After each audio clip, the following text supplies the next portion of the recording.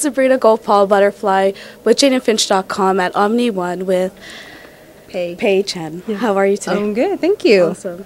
So you do work here in Toronto, but you started off in Halifax. Describe your childhood in Halifax. Oh, I was born in Taiwan. My parents moved to Nova Scotia when I was 1, so I grew up there, and it was good, no complaints. Small town, it's very different than, being in Toronto. And then I moved to Toronto when I was 18 for university. And then I stayed because it was just more work opportunities here. So what did you do at Ryerson? I went to Ryerson for radio and television arts. So I graduated in, 98. Yeah. Yeah, wow. It was a while ago. It's 10 years ago. So what are some of your challenges being from Asian descent and working in this industry particularly? I have to say I think I've been pretty lucky. I started off in production, which, doesn't really focus obviously on how you look or if you're the right look, which, I think that's the challenge on air. And you can't say that it's, not based on appearance. It is in some ways because especially if you have more than one person on, you're looking for somebody who, either is really different from the other person or you're looking for similarities. So that, that happens. I think the great thing is that I ended up at a multicultural station. So if anything, it was a bonus for me to be of a different background, and it happened fairly early on in my career, so I can't say that I've had too much of a difficult time. I mean, I was applying for things and, sometimes it'd be like, well, you're not the right look or you're not just right for the job. And that can be whether your hair is pink, blonde, or purple, right? That could just be the reason. And I think also because I started off with, production, so I had at least built some skills, and then that can transfer over as well. So, it's always great if you're going to be on air to have some knowledge of production and what happens behind the scenes. So the more you know, the better off you'll be. All right. So do you think being in a city like Toronto, being multicultural as it is, do you think that's been kind of a leverage for you as opposed to being in any of the other urban cities in Canada? Yeah, I definitely think so. I think because of Toronto being, this multicultural melting pot, which everyone always says it is, and being as diverse as it is, that I think broadcasters, especially in the city, really are looking to show that diversity on air, and that has obviously worked to my advantage, and I think it's helped me, have a career and start and, apply, and, because having people of different ethnicities helps represent who your viewers are and what your audience is, and OMNI being extremely multicultural, this has worked out really well. Awesome. Yeah. So tell me a little bit about the beginnings of your career with YTV Treehouse. Right, okay, so I started off in children's television. That was, what I kind of wanted to do when I started school. So I started with writing shows and also doing production, and I did preschool for a while, Treehouse, and YTV, which was a little bit older. I was at TV Ontario, so I was a production coordinator, I was a researcher, I was a chase producer. You do a little bit of everything. You're just kind of freelancing, you're trying to find out what you like to do as well, so you try these different things, and kind of on a whim I applied to this job. I really didn't think anything would come of it. No, I was planning to go to Australia for teachers college. Wow. At the time, yeah. Okay. This is a good thing OMNI 1 came through. Yeah, it came through, so it worked out really well, yeah. All right. So you've produced some stuff as well. Would you share some of your experience with that? Yeah, I think in Canada, there's not, as much money for a lot of shows as there is in the States. Budgets are smaller. You need people who can do more than one thing. So in many cases, for example, I host here, but I also produce my own stuff, as well as the other host. We find our own stories, we do our own interviews, we schedule when these segments will air, we do our paper edits, we really do a lot of different things, and that goes back to what I was saying, that it's really helpful to have more than one skill set, because you never know, nothing's going to last forever. You never know what you're going to need to do in your next career, or things like that. So I think you have to be really open to learning and absorbing what other people do. Don't ever think that you're never going to have to do what someone else is doing. Yeah. So no, that's totally true, especially in this industry. It's nice to have that fallback that you can kind of multitask and essentially just pull the weight if you need to. Yeah, and also, it gives you an edge over other people too sometimes in a job, to say, well, no, I actually can do that, or I have some technical knowledge, or I have some production or writing. And, as much as you can set yourself apart from other people, then, you're just better off. It's totally empowering for a woman, too. I guess so, yeah. To do that. Yeah, I'm not doing... big shows or anything like that. But to have sort of the general knowledge to do these other things is good. And you're totally leaving your own mark as well. Right? Yeah, well, we hope. So, in some of the research I was doing, I found out your brother's a Mountie. What kind of influence does that have? Well, it's gotten me no perks. I've joked with him, like, do I get it like out of parking tickets and things like that? But no, he's my younger brother, and so he's in BC, and he's got the best stories. Like when it comes down to when the family gets together, and they're like, well, our daughter works in television, but our son is the Mountie. So he's got the really interesting. Highly entertaining stories. So it's been a lot of fun. Yeah, it's a cool job, and he works a lot. I have a lot of respect for what he does. And as far as influence, I don't know, because I'm the older one, so I still consider myself the boss. Nice. So how has your cultural background influenced the work that you do, or even your passion? I think definitely I want, what I enjoy doing too is bringing attention to either social issues or diversity. And I think that's also the mandate of where I work, which is nice. So it's nice to have those same interests. And, when you are of a different background, I don't think you have to, hammer people over the head about things, but it's nice to show that there are these different things. There's, different holidays, there's different celebrations, and it doesn't even have to be about ethnic diversity. It can be about socioeconomic changes and in diversity in that sense, and bring attention to the fact that, there are people who need your help. There are people that you can assist in different ways. It doesn't have to be financially. There are ways for people to give back, and there are a lot of organizations that can use your help, and sometimes all they really need is a little bit of attention. They just want a little bit of PR. They just need, a little bit of airtime to get their message out. And if you are in the position to be able to do that, then why not? For sure. And I think viewers are also, looking for sometimes just that little push, like, oh, okay, that's a really cool organization. Maybe I should look into that. Maybe I should be donating my old clothes. Maybe I should look into, helping to fund a school in Kenya, or, just different areas, lots of different things. So I think when you come, when you have a bit of a diverse background, you're really aware of sharing that with other people and hoping that, that people are open to it as well. Yeah. It's nice to localize global stories or global issues to make it home. Yeah, for sure. Yeah. So I was going to ask you, linking back again for your Asian background and being a minority in this industry. You did say, you've had a kind of easy segue in. Has that been typical with other journalists that you've met along the way, or? Do you mean like on air specifically, or do you mean just radio, TV, just being in the eye or a personality like that? Has there been any kind of within a smaller community a discussion about being a minority and having this kind of role? I think sorry, just let them go by. Ask me that again. Sorry, because I was trying to follow it. In smaller communities of people that are in this industry, do you find that your experience is true with other journalists, or do you find that some journalists have been confronted with being linked with their cultural background in this industry? No, I think that's totally true. I think it would be ridiculous to think that it's not a challenge for some people, that it's not a challenge for people of color or of different backgrounds. That is absolutely true. I think it is perhaps a bit easier in a city like Toronto because just of the natural makeup of the population.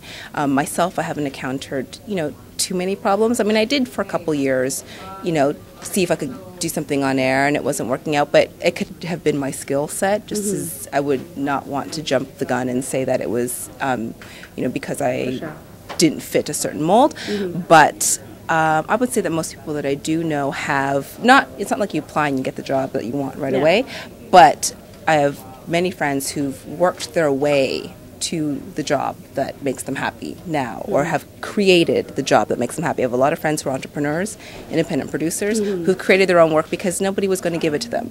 And how long are you going to wait around for somebody to hand you what you want? And that's jadeandfinch.com. Yeah, exactly.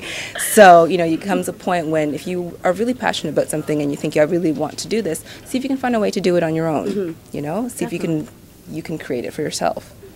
Yeah, I think so too. So your favorite part of your job, or something that you connected to that was really soulful for you? I think the best part of doing what I do, and this even dates back to before I was OMNI when I was researching, is bringing attention to people and to stories that you think are really worth sharing, that you think other people should know about. It could be really amazing. You know, I met a lot of amazing teens when I used to work on a teen show. And you meet these really cool people, you know, people like Paul. You meet a lot of young people who have done something really amazing and interesting. And sometimes, you know, they have a little bit of a niche market, you know, people that they know, you know, who are familiar with it. But to give it to a broader audience is always very powerful as well. And, you know, so that's what that's what I enjoy the most, is being able to share other people's stories. They're not my stories. I didn't find them. I didn't, you know, make them up.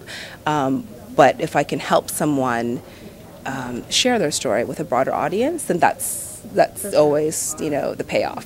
Any profound story that sticks out at you? Well, I kind of do light stuff here. You know, it's pretty light, it's pretty entertaining.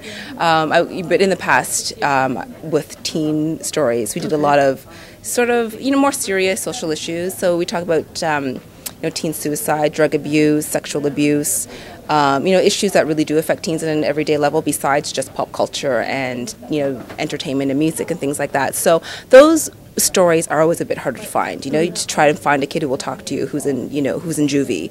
You know, to find a drug dealer at 15 who will talk to you. They are challenging to do and they're frustrating to do, but they are extremely rewarding at the same time. And you know, those are always messages that you want to get across, because you want to show teens too people that they can relate to. You know, so it's all great to have a 50-year-old say don't do drugs, but it's also really great to have an 18-year-old say this is what it's done to me. Yeah, so. For sure. Must be powerful. So has there been something or a piece that you covered that challenged your own kind of perception or challenged your own bias? That you were like, yikes, I didn't think of it that way. I'm trying to think. It's so hard because I can't even remember what I did yesterday. So that's always a challenge. Welcome to my world. And people will be like, "What'd you do yesterday?" I'm like, I have no idea. So I'm sure if I sat and thought about it and flipped through my calendar, I could think of something. But yeah, like right now, I'm sorry, I just can't think of anything. But I'm sure it's happened. It'll come back to you, and if it does, just yeah, okay. So specifically, what is, let's move away a little bit from our ethnic backgrounds. But how or what has been your experience being a woman in journalism? It's been great. I've also always worked for women. Okay. So I don't think I've ever felt any sort of inequality in that sense, or gender inequality. All my producers that I've worked for, my supervisors, they've all been women. Wow, so very strong women. Cool. Yeah. That's awesome. So I think I've been very lucky, and I count all of my, you know, previous employers as mentors. You know, people that I've learned from, people that I'm still in touch with. You know, my first job, my very first producer, we're still very close, and I think that's the sort of the nurturing aspect of women as well. Is you know, when you connect with someone that way, you know, you hope that this person will continue to teach you and guide you, and they all have. So I've been very lucky. Awesome. So as a woman, describe your encounter with the glass ceiling, or if at all. I'm pretty low on the totem pole. So I'm a few floors up from the glass ceiling, I think. I'll let you know when I get there. Looking out for that email. So who inspires you in the work that you do? Not necessarily journalism, even like politicians, or writers or anything. Who inspires me? You know, I hate to sound cliche, which is why I tend not to name people too much. There are certain people. I'm not a diehard Oprah fan, but I really am amazed at the power that she has, and so the power that she has just in, you know, her show and her voice, that impresses me, and that I would say inspires me, that she can she can get like millions of people just to mobilize and do Potentially something. sway the next Yeah, American election. exactly, and she can, you know, get people to start reading books. Like it's just like, who reads these days? Well, if Oprah says read, you read. Yeah, so yeah. You gotta be the book there's club. someone like her who knows that she has this ability and who will use it for good. I think is very inspiring, and there are plenty of people like her. So, yeah. So I know you don't spend a lot of time in the Jane and Finch area, but being in the role that you are in, what type of lens do you look at or look through when you think of Jane and Finch? You know, it's unfortunate that I've only been up there maybe like once or twice, and before that it was really just what I'd heard about, read about in the news, the media. So yeah, I did have a bit of, I try not to be too swayed by media because I am media.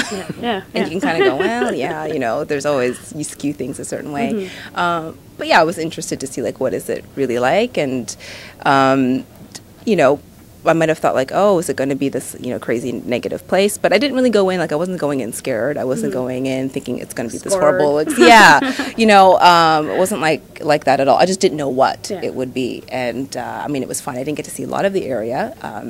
I saw Paul's house, and, you know, but it was fun. And we saw, you know, but I met a lot of people that day on that shoot from the Jane Finch area, like a lot of young people, and they were great, they were fantastic. And you know, meeting Paul and Mark and knowing what they were doing for the community, and knowing that they're not the only ones who are trying to do something positive for an area that more often than not gets bad press. So you know, there are people there that are trying to make a difference, trying to do good things, and there's probably more of them than we know.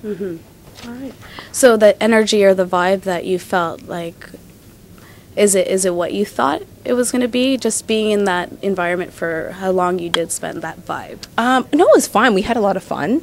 A bunch of guys came out, and we pretended to shoot a rap video. I did the Running Man. It was all good times. Cool. Is there any advice you can give to young aspiring journalists or young women that are thinking about entering this industry? Especially to the Jane and Finch young ladies. Yeah, it's funny when I get asked that question. I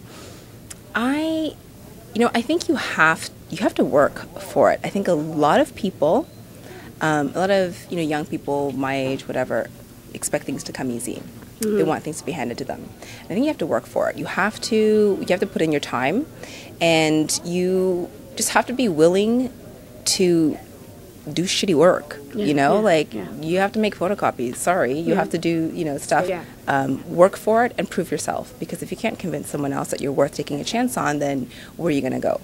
And I think it's entirely possible. A lot of people think, oh, it's hard, I can't do it. Or a lot of people want to be stars too, and I think you have to have a more realistic job expectation in some way. Well, what is it that's going to make you a star? I don't know. If you can figure that out and you can make it happen, then great. But I think just work for it, and always, do a bit more than you're asked to do. Like, just show initiative. Definitely. Awesome advice. So to wrap up, I know a lot of media sources will hit up janeandfinch.com just to kind of tap into what's going on there. How did you feel when you went out to the site and navigate through the site? Was it useful for you? I didn't think it'd be so much music on there. I had no idea. I didn't know what it was, when I went on there.